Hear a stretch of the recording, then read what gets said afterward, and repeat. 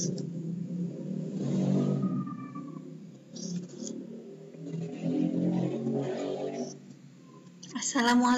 warahmatullahi wabarakatuh. Apa kabar Ananda? Ustazah doakan Ananda dalam keadaan sehat dan bahagia. Meskipun di rumah saja, kita harus tetap produktif ya.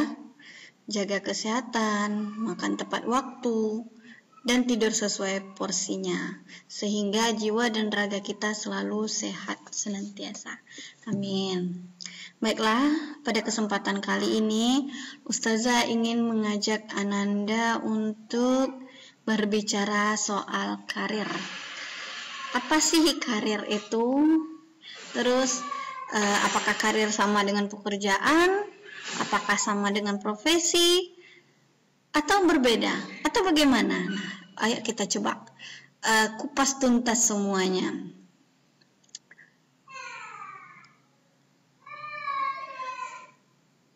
Ya, ada yang tahu apa itu karir?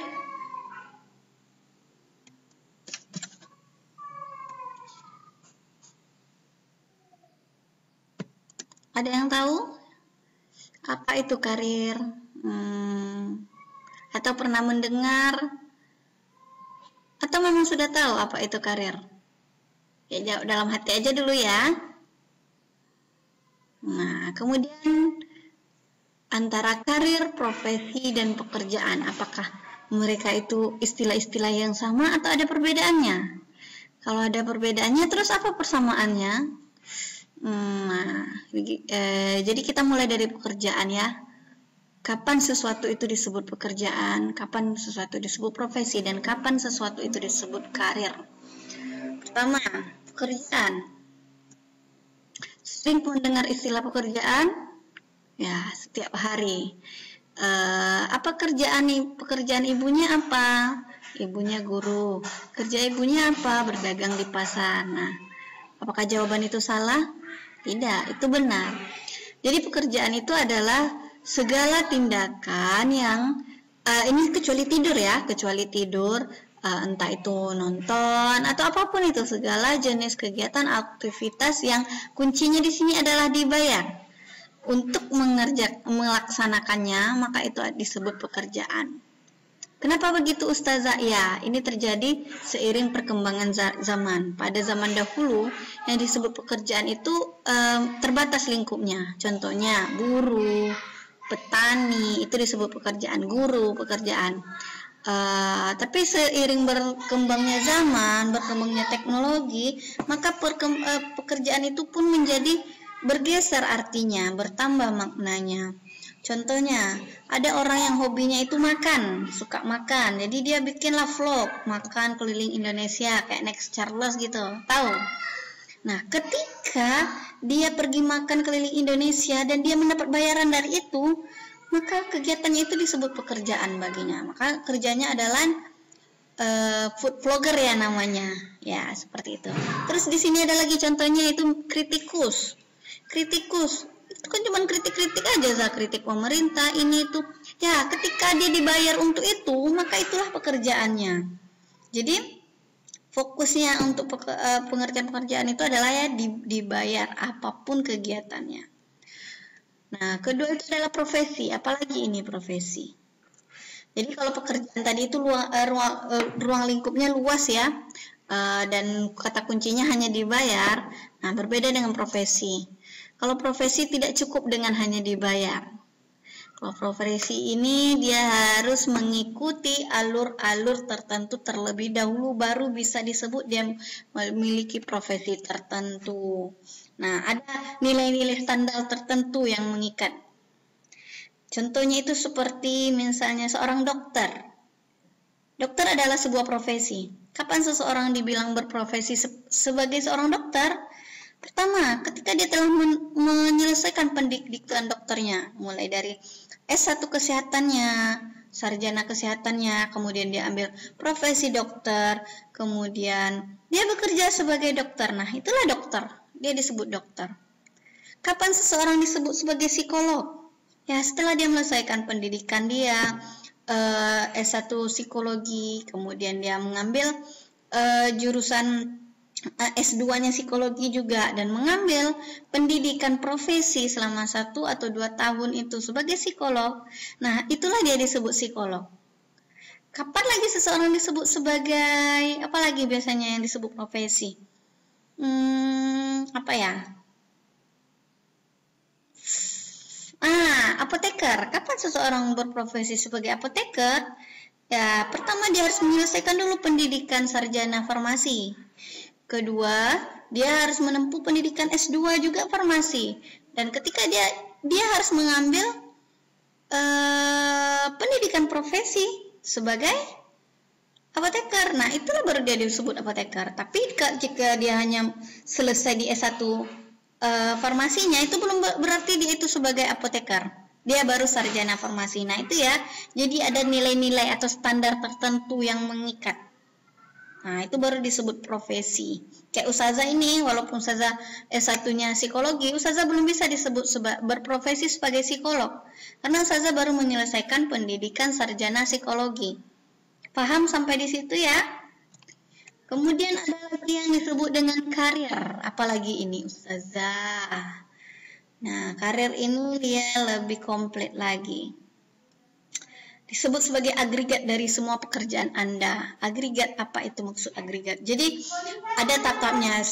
Pada zaman sekarang kan orang itu biasanya berganti-ganti pekerjaan dalam beberapa tahun. Nah, itu disebut dengan jenjang-jenjang karir.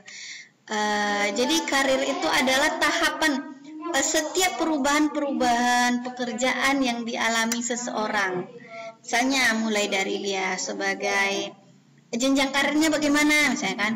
Nah, awalnya dia mungkin sebagai seorang akuntan, kemudian dia naik sebagai manajer, kemudian general manager sampai CEO.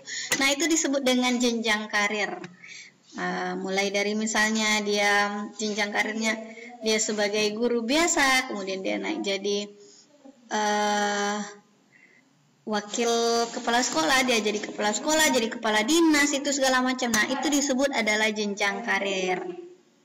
Gitu juga ketika kita berkarir di dunia kesehatan, mulai dari dokter umum, dokter spesialis. Nah, itu jenjang agregatnya. Perubahan-perubahan karir kita itu disebut karir. Perubahan-perubahan pekerjaan kita itu disebut karir. Paham sampai di situ? Perbedaan karir, profesi, dan karir. Jadi ketika seseorang bekerja di bidang tertentu itu belum bisa disebut, belum tentu dia itu profesinya di situ ya. Atau sebaliknya, ketika seseorang berprofesi sebagai misalnya guru, ya berarti pekerjaannya sebagai guru. Tapi belum tentu orang yang bekerja sebagai buruh dia memang profesinya, tapi belum tentu dia itu profesionalnya di situ gitu. Karena profesi itu dia harus menunjukkan nilai-nilai tertentu. Ada nilai-nilai yang mengikat di situ ya. Paham ya? Kemudian kita lanjut. Nah, ini apa lagi ini? Cara memilih karir. Nah, pada umumnya ini adalah alasan-alasan orang memilih karir. Ini secara umum ya, secara umum memiliki karir yang umum. 1, paling dibutuhkan pasar. Ini biasanya secara umum orang nih memilih karir pertama karena paling dibutuhkan pasar. Apa contoh-contoh karir yang paling dibutuhkan pasar? Misalnya ya guru, pedagang, itu biasanya orang memilih karena banyak dibutuhkan pasar. Kemudian apa lagi? Penghasilannya besar ustazah. Ya, sebagian orang juga memilih karir itu karena berharap bayarannya besar. Kenapa jadi dokter? Iya, Zah, jadi dokter itu pasti kaya. Ada sebagian orang berpikir seperti itu. Kemudian apa lagi? Prestisenya tinggi. Apa itu prestise? Pandangan umum di masyarakat. Jadi ketika seseorang itu menjadi polisi, itu dianggap itu adalah wah gitu. Nah, jadi nilainya di mata masyarakat itu tinggi. Ada orang yang memilih karir itu berdasarkan prestisenya ini. Apalagi? Ya, aman, nyaman, jaminan pensiun, ya, PNS misalnya. Anak mau jadi PNS aja lah, Zah. Biar terjamin masa tua anak. Kemudian ada lagi, mengikuti karir orang tua. Orang tua anak tuh, Zah, dia punya perusahaan Jadi anak katanya harus mengikuti perusahaan orang tua anak. Jadi anak harus mengambil pendidikan yang sesuai dengan usaha orang tua anak. Kemudian ada lagi ikatan dinas, jaminan pensiun juga sama dengan PNS nih tadi kan, berseragam, apa segala macam. Kemudian mudah dijalani. Anak mau yang mudah-mudah aja lah Zah, jadi pedagang, buka kedai. Ada yang seperti itu? Ada. Nah, pandangan-pandangan itu tidak salah, anak-anak Anda Ustazah. Pandangan-pandangan di atas tidak salah, namun bisa jadi menyesatkan. Kenapa kira-kira menyesatkan? Oke, kita lanjut ya. Kok ini nggak mau ya?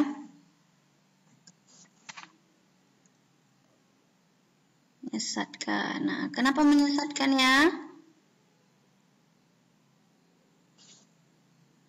Oke, ini dia. Karena ini akan terjadi salah persepsi. Ini dia. Mana dia tadi?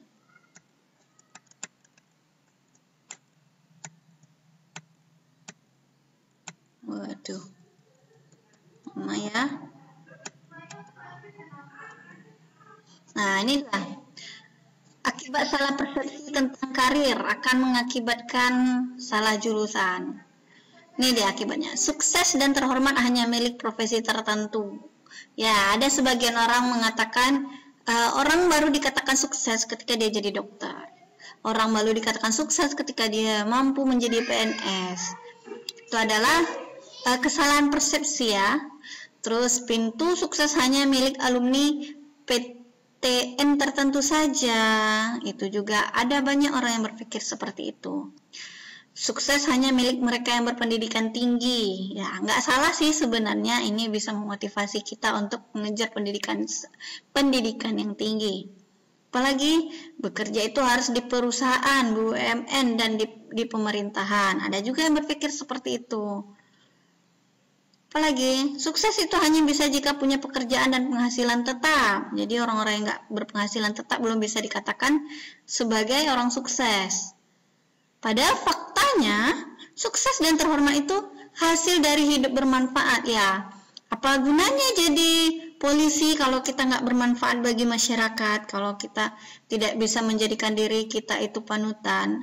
Apa gunanya kita menjadi guru, sementara kita nggak bisa memberi manfaat bagi lingkungan sekitar? Nah, jadi inti dari sukses dan terhormat itu sebenarnya adalah kebermanfaatan. Apapun profesi kita, selama kita bisa bermanfaat, walaupun kita hanya sebagai tukang parkir. Kemudian semua profesi itu mulia jika jelas manfaat dan hasil kerjanya. Itu dia tadi, sama dengan yang di atas. Apapun profesinya. Jadi kemuliaan atau kehormatan suatu profesi itu tidak hanya pada satu profesi tertentu saja, tidak terbatas. Terus semua profesi itu dibutuhkan dan terhormat di tengah masyarakat. Ya, betul. Di dunia ini kita butuh segala jenis profesi. Kita butuh dokter, kita butuh guru, kita butuh apa lagi? Pedagang, petani, semuanya kita butuhkan. Lanjut, setiap profesi punya cara kerja dan ukuran kesuksesannya sendiri. Ya, tidak bisa kita samakan suksesnya seorang dokter dengan suksesnya seorang guru, suksesnya pedagang dengan suksesnya pengusaha. Nah, itu mereka berbeda. Semua orang dari berbagai tingkat ekonomi yang berbeda bisa hidup bahagia. Nah, ini benar sekali. Ini fakta yang sesungguhnya ya. Kemudian apa lagi? Nah, belajar berlanjut lagi nih. Kalau persepsi yang salah tadi nih. Ketika kuliah, kita bisa masuk. Berlanjut ke persepsi kalau kita keliru tadi. Nah, kita bisa masuk, pasti bisa sukses. Kalau kita bisa masuk ke suatu tempat kuliah, kita menganggap itu kita bisa sukses di sana. Misalnya kita bisa masuk di UI, itu kita pasti sukses setelah masuk UI. Itu persepsi sebagian orang juga. Terus tahu teori sama dengan mampu bekerja. Bagus IPK sama dengan sudah ahli. Padahal IPK itu tidak menunjukkan kita bisa ahli loh. Itu hanya teoritis biasanya. Walaupun ini tidak mutlak ya. Kemudian padahal hanya bagus sesekali aja misalnya kan. Semua bisa dikuasai asal tekun belajar dan berlatih. Ya, sekali lagi ini tidak sepenuhnya salah, tapi bisa jadi ini keliru. Karena ketika kita tidak berbakat di situ, kita akan kesulitan untuk menguasai sesuatu tersebut. Apalagi? Kemudian, ini fakta sesungguhnya. Ketika kita lulus di suatu universitas, itu belum menunjukkan kita itu pintar. Banyak faktor ya bisa membuat kita lulus itu. Kemudian pintar belum tentu terampil. Orang yang pintar belum dipastikan dia terampil dalam pekerjaannya sebenarnya. Terampil juga belum tentu senang menekuni. Bisa jadi dia mudah bosan. Kemudian senang belum tentu produktif. Ada orang menyenangi suatu kegiatan, tapi dia tidak produktif di situ. Tidak produktif artinya tidak menghasilkan. Yang pekerjaan tadi kan intinya penghasilan ya. Nah, bisa jadi kegiatan yang kita senangi itu tidak produktif. Kompeten belum tentu berkinerja. Nah, berkinerja pun belum tentu bisa membuat kita bahagia dan bermakna. Ribet ya sepertinya ya. Bikin pusing. Nah, ini lagi pertimbangan lain orang ketika memilih karir. Memilih jurusan yang punya prospek bagus di masa depan dengan harapan mendapatkan kesejahteraan. Ini sebenarnya sama aja dengan yang tadi ya, cuman ini lebih detailnya. Ada lagi orang dengan memilih profesi yang keren di mata orang lain berharap mendapat kehormatan dan penghargaan. Sama dengan yang tadi ya. Beberapa alasan seseorang memilih karir tertentu, entah itu karena menganggap karir tertentu itu menghasilkan uang yang banyak atau menghasilkan penghormatan yang tinggi. Sekali lagi, itu tidak mutlak salah. Tapi bisa jadi itu keliru ya. Nah, tahukah anak-anak ustazah bahwa 87% mahasiswa di Indonesia itu salah jurusan. 87% loh, tidak sedikit itu. Lebih dari separuh. Kenapa kira-kira bisa berdemikian? Nah, itu tadi persepsi tadi. Ketika kita salah persepsi, kita bisa salah menentukan jurusan yang cocok dengan kita. Kita berfokus pada hasil, misalnya ingin profesi tertentu, sementara itu tidak bakat kita di situ. Lalu apa dampaknya Ananda ketika kita salah jurusan? Ini dia dampaknya. Kesulitan menjalani perkuliahan. Tadi dibilang ya, mudah masuk belum tentu mudah keluar. Kita mudah masuk nih, kita masuk ke suatu PTN lewat jalur undangan malah gitu karena nilai-nilai kita di SMA bagus. Tapi ternyata kita nggak di situ bakatnya. Nah, inilah yang banyak menyebabkan orang susah menjalani kuliahnya, kesulitan. Kemudian ada lagi tekan, stres, lelah secara fisik dan mental. Nah, ini mungkin ada nih Anda yang merasakan ini selama di masa bersekolah di SMA karena salah memilih jurusan IPA atau IPS mungkin. Jadi menghasilkan kita penuh dengan stres, tekanan secara fisik maupun mental. Kemudian apa lagi? Prestasi akademik rendah dan menurunkan motivasi kita ya. Ketika kita tidak sesuai dengan bidang itu, kita menjalaninya, kita memaksakan diri untuk menjalaninya, kita berusaha sekeras apapun, itu akan sangat melelahkan, namun tidak akan memberikan kita hasil yang memuaskan. Kemudian, masa kuliah lama namun tidak menghasilkan apa-apa. Bisa sampai 7 tahun, 10 tahun, itu sampai di DO. Atau bagaimana? Ada yang bisa bertahan sih, banyak juga yang bisa bertahan. Nah, ini dia, berisiko besar drop out karena nilai atau masa studi. Nah, dan terakhir itu, walaupun lulus nih sampai selesai kuliah, karena misalnya orangnya gigih atau bersemangat, dia bisa selesai kuliahnya, harus mencari jalan karir yang baru setelah sarjana, dan dapat terjebak di karir yang salah. Pilihannya dua terakhir ini. Satu, mencari jalan karir yang baru, tidak sesuai dengan jenjang pendidikannya, atau mengikuti jenjang pendidikannya tapi terjebak seumur hidup di karir yang tidak sesuai. Karir seperti apa yang sebenarnya yang perlu kita persiapkan? Seperti apa? Jadi ada namanya, ini dia. Dalam merancang karir ini yang harus kita perhatikan. Pertama, karir yang 4E. Apa itu 4E? Nanti kita bahas satu-satu ya. Kemudian ada lagi jalan sukses sesuai dengan minat dan bakat. Artinya, kita harus mencari tahu dulu nih, minat kita di mana, bakat kita apa. Kemudian kinerja unggul dan produktivitas tinggi. Nah, kita sesuaikan dengan kemampuan kita. Kualitas yang konsisten dan waktu yang lama. Nah, jadi untuk menjalankan sebuah karir itu kita butuh waktu yang lama dan konsisten. Pertimbangan lainnya ya baru, finansial dan psikologis. Menghasilkan secara finansial, artinya profesi itu atau karir yang kita impikan itu haruslah memberikan penghasilan.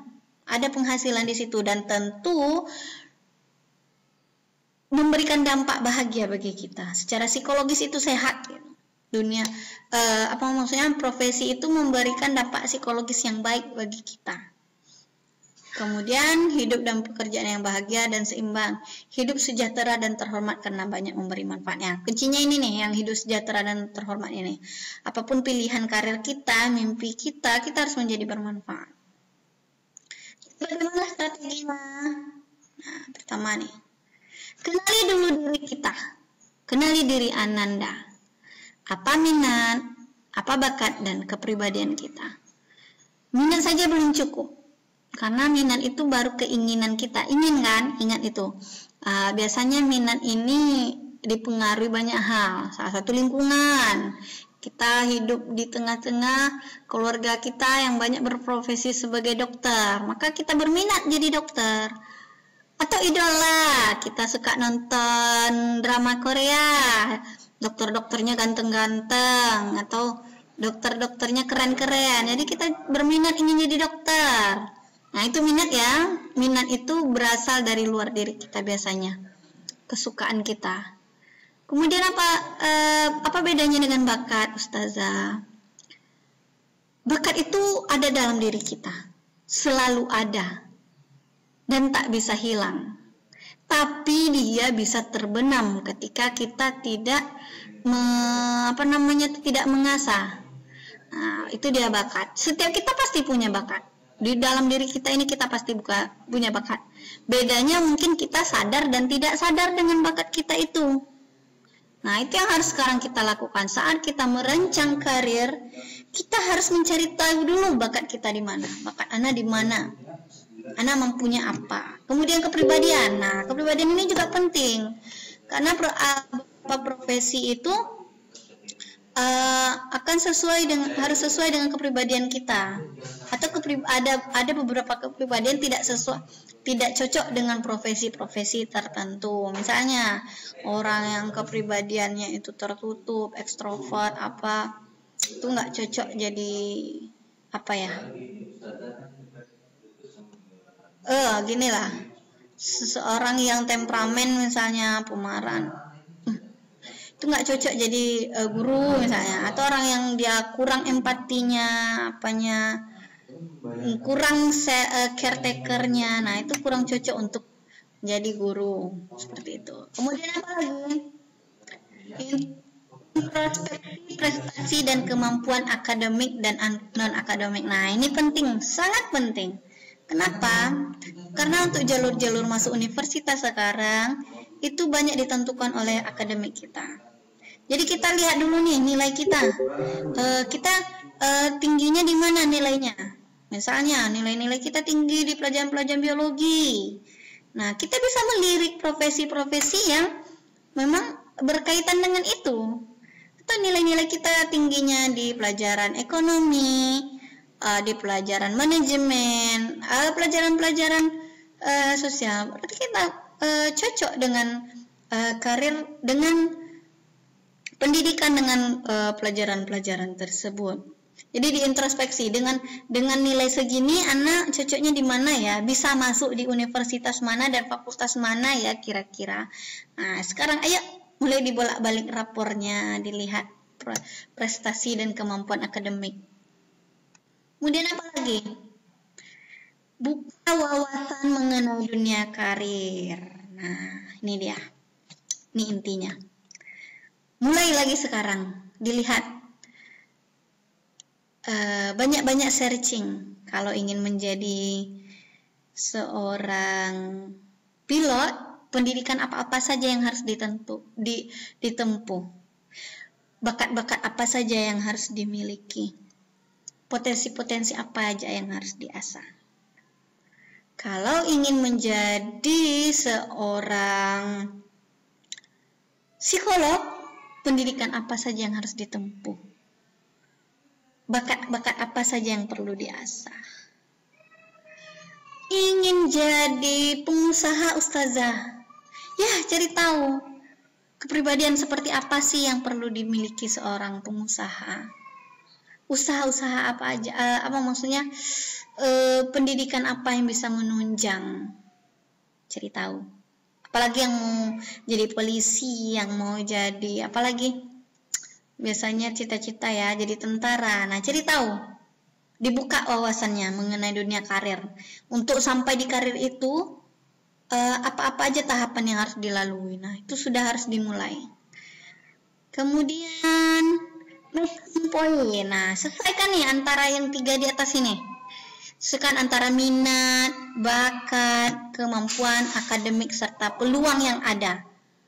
Nah, ini disesuaikan. Misalnya, minat Ana ingin jadi artis dah. Tapi kemampuan Ana ternyata Ana nampak di hasil tes bakat Ana itu cocoknya jadi guru. Gimana dong, Za? Nah, ini nih yang di matching-matchingkan. Ketika minat dan bakat tidak sejalan, coba dipikirkan, ditarik urur, apakah kita harus mengikuti minat atau minat yang harus mengikuti bakat. Nah, ini yang penting ya. Kemudian disesuaikan dengan peluang yang ada.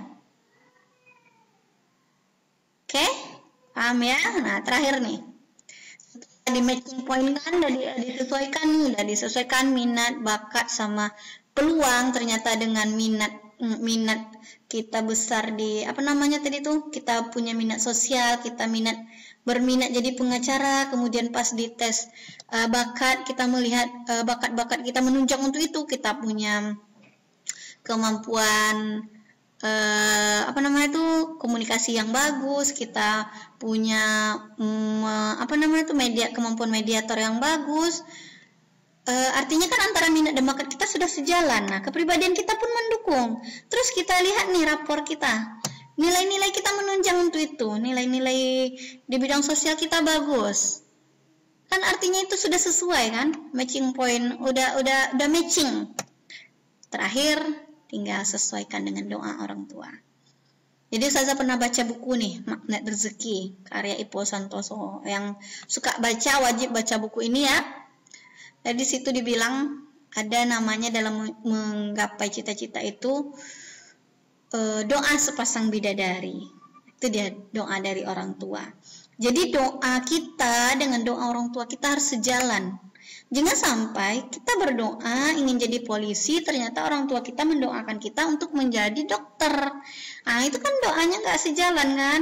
Nah, itu harus disamakan dulu. Disampaikan ke orang tua keinginan kita. Dimintai orang tua untuk mendoakan kita sama dengan keinginan kita. Oke, paham? Paham ya? Nah, terakhir apa yang akan Anda lakukan? Oh ya, kita akan bahas juga tentang tentang bakat ya. Ini tadi yang belum kita 4E tadi, mana dia 4E? Jadi karir impianku tadi, apa itu Kak 4E?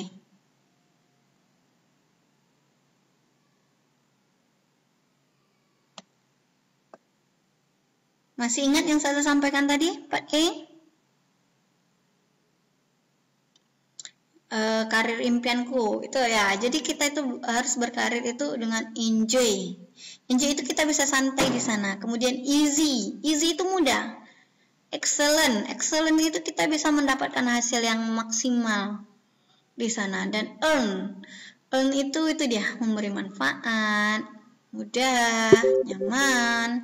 Nah, itulah karir 4E.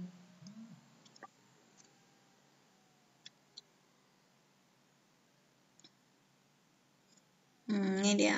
Kalau kita tadi kan efek samping ketika salah jurusan ya, udah Ustazah sampaikan juga. Nah, ini jika kita kuliah atau bekerja sesuai dengan bakat, apa yang akan terjadi?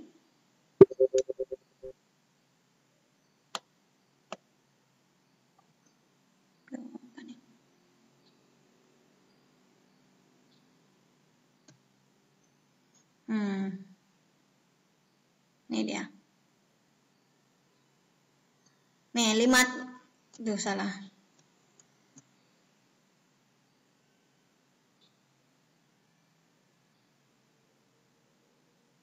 Ya, ini dia. Flow, kita akan nyaman, kita akan senang, perasaan mengalir saat tercepat tenggelam dalam suatu aktivitas. Jadi kalau kita bekerja di bidang yang kita berbakat di sana, kita akan merasakan flow, nyaman. Kemudian saat kuliah, kita akan cepat memahami dan menguasai sesuatu dengan baik. Nagih, sifat alami yang akan selalu muncul dan butuh penyaluran. Ada lagi adanya kepuasan saat sedang dan setelah selesai melakukan sesuatu. Jadi kalau kita melakukan suatu aktivitas yang sesuai dengan bidang bakat kita, akan ada tuh rasa puas saat kita selesai. Nah, kemudian apa lagi? Ketika kita kuliah atau bekerja sesuai bakat kita, itu dia tadi 4E nih. Enjoy, easy,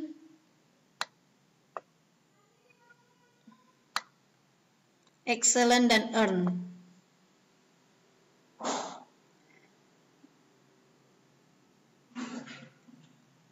Gimana? Sudah paham ya? Nah, untuk hari ini sampai di sini saja. Lalu apa yang harus kita lakukan sekarang? Silakan diisi, silakan tulis sendiri apa yang akan Anda lakukan ini. Silakan Anda tulis sendiri di bukunya masing-masing untuk pertemuan kali ini. Ustazah ingin antum sendiri nih, apa lagi yang harus antum lakukan? Setelah tahu karir-karir, apa itu karir, apa itu pekerjaan, apa yang harus dilakukan sekarang? Kalau Ustazah jadi antum mungkin ya, jika belum tahu bidang bakat, ya sekarang waktunya kita untuk mencari tahu bakat kita apa. Oke, ini aja untuk pertemuan kali ini. Mudah-mudahan apa yang Ustazah sampaikan bermanfaat ya, dan bisa menjadi petunjuk atau menjadi pedoman bagi antum dalam merancang karir. Insya Allah dalam waktu dekat Ustazah akan mengumumkan program bimbingan karir kita. Karena Ustazah telah menyiapkan, insya Allah nanti kita untuk apa yang akan Anda lakukan ini, dari Ustazah juga akan menyiapkan apa-apa aja yang bisa kita lakukan dalam merancang karir. Termasuk juga nanti kita akan tes bakat, kita juga akan informasi-informasi mengenai perguruan tinggi akan kita bahas satu persatu. Insya Allah mudah-mudahan jika tidak ada halangan kita jadwalkan sekali seminggu, dan ini pun jika Anda setuju ya, Insya Allah nanti kita akan rancang. Nah, untuk ini Ustazah akhiri. Oh ya, nanti Ustazah akan mengirimkan di grup challenge. Nah, antum silakan isi ya, bingo challenge. Di situ adalah menentukan karir di masa depan. Silakan diisi, kemudian kirimkan di Google Classroom sebagai tugas. Oke? Demikian dari Ustazah. Semoga apa yang Ustazah sampaikan bermanfaat. Wabillahi taufiq wal hidayah. Assalamualaikum warahmatullahi wabarakatuh.